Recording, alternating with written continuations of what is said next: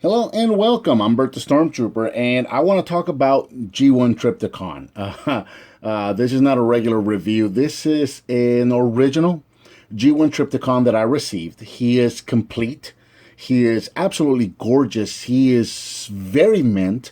He hasn't even had his original stickers put on. I actually received the original sticker sheet with all the stickers still on it for this guy. It's absolutely cherry mint, gorgeous, beautiful figure, except for one thing: the electronics didn't work.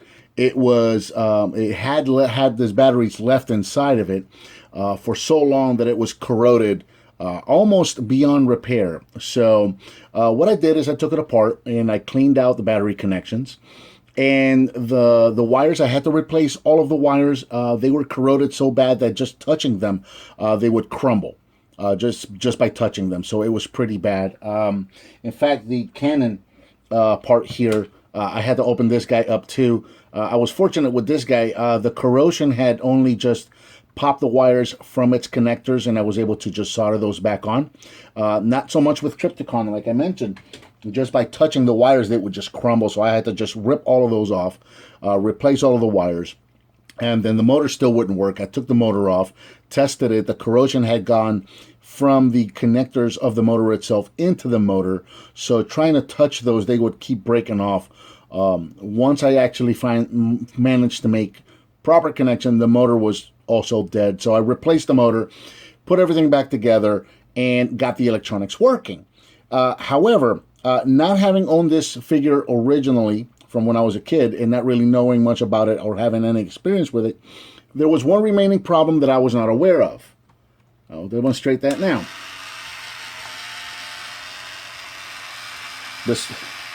And yes, he is very loud and he is kind of slow. He always was. But I'll turn him over towards the camera, and you can probably see what the problem is. And my daughter, when she saw him walking, first thing she asked me was, why does he tilt so much?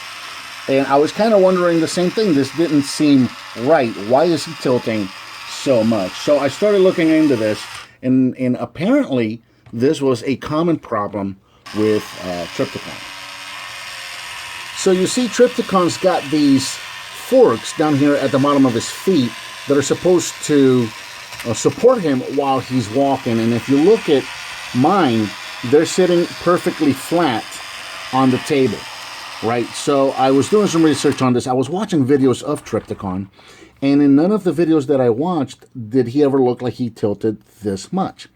So what I found out was most of the videos that I was watching was of the reissue.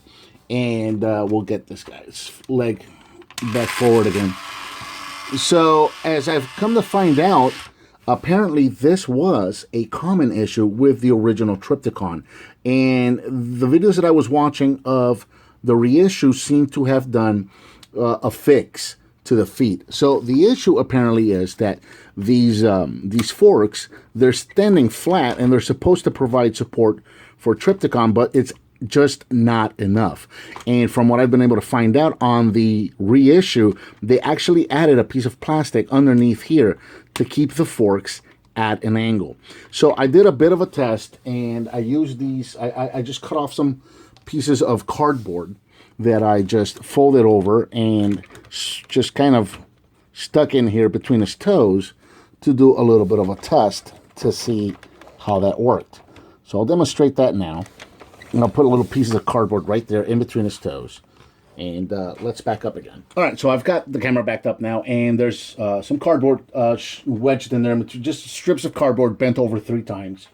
And we'll try it out that time. And look at the difference. You see now with the feet angled just enough, enough so that they don't hit each other. And obviously it's not perfect. He's still going to lean a little bit to the side, but you can see what a huge difference this has made, especially when he's on top of, when he's supporting himself on his left leg there. You can see he's walking almost perfectly straight. So what I want to do is come up with a fix, a permanent fix, or rather a semi-permanent fix. So let me explain. Okay, so what I've done is I've gone to the store and just bought a, I think this was a 50 or 60 cent piece of for sale sign. It's just, basically it's just plastic.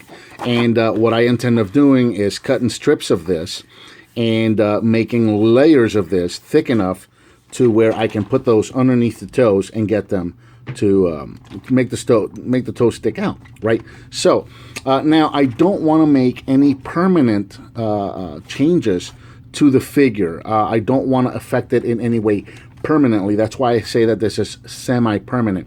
If I were to fold these, stick them under the legs, they're just going to be sticking there. They're going to fall out. That's not going to work. But I also don't want to do a permanent solution like crazy glue or anything like that, because now I'm actually altering the plastic of the toy. So what I intend to do is I'm going to hot glue them in. With hot glue, it'll stick in there. It'll stay on there. I don't have to worry about them falling off. But I'm also not making any permanent alteration to the plastic itself. If for any reason I need to take it off, I'll be able to do so. So let me go ahead and get these cut up and glued together, and let's see how that works. Okay, so I've gone ahead and cut a bunch of these little strips off of this for sale sign. These are about 1/4 of an inch thick and about 1 inch long. And I've been slowly just hot gluing them together until I get about I've been comparing them with the thickness of the cardboard that I was using for my test earlier.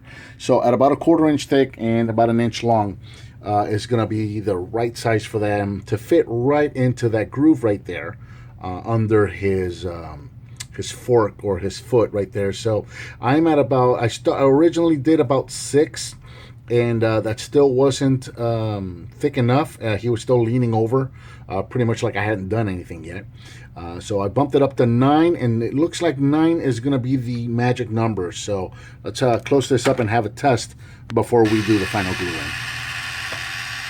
So here we have Trypticon on our test. Now the pieces are not glued in just yet.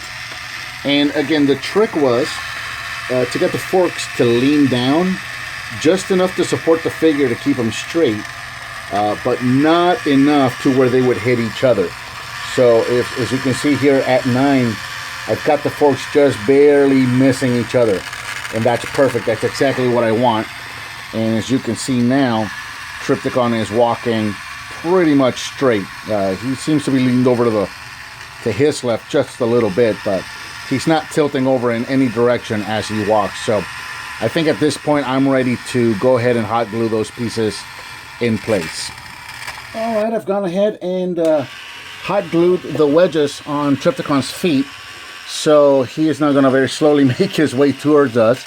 And as you can see, Trypticon is now walking straight. So he looks great now. And I guess I'm ready to put his stickers on him and get him finalized, which is great. So yeah, everything is hot glued, so there's no permanent changes or alterations to his plastic. And he walks straight, and he looks great. So now he's ready to go into battle. So fantastic. Anyway, I hope this video helps. Oh my goodness, that's gonna get loud. Let's back this up over here and watch this. So I hope this video helps some of you. If you're having any issues with your Trypticon walking straight, if it's a G1 and not a reissue, there you go. Now you know how to fix them. So let's try and get these guys to run into each other. So anyway, I hope that helps some of you guys. And yep, so what did you think of this video? What would you like to see me review or fix next? Let me know by leaving me a comment. Give me some thumbs up. Subscribe and share with your friends if you like what you see. And I'll talk to you next time.